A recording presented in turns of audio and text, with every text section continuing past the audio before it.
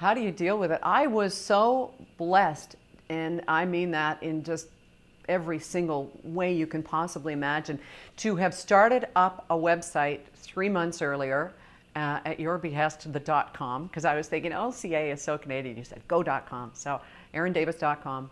I had started up a journal, and it was just this thing that 30 people a day read.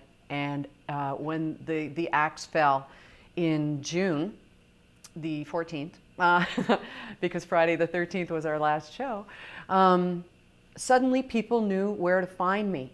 And that hadn't happened before. In any other incarnation, when we'd been fired, people would call switchboard and, you know, it's like you never existed. But suddenly there was the internet. And CHFI also left up their bulletin board, their message board, so people were able to write in what they thought of it, which was incredible.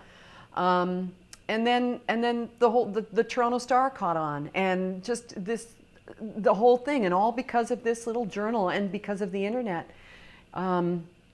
It was incredible. That having been said, it was absolutely devastating, because when your whole life you've had call letters before your name, and if you don't play it with balance, you don't know who you are when the rug's pulled out. And I sure as hell didn't know who I was.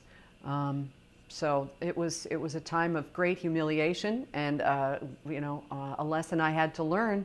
And like they say, when one door closes, another one opens, but it is hell in the hallways. It just absolutely is. And you don't know when your next gig's coming.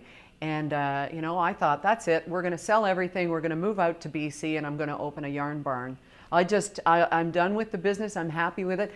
As a matter of fact, I suggested to CHFI, I said, look, if you will move everything in my house and our cottage and stuff, I will go out west, and I will never get into broadcasting again.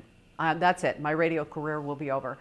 And I don't know if he had a kinder ulterior motive, but Sandy Sanderson said the word was flabbergasted. So they didn't go for it. Yay.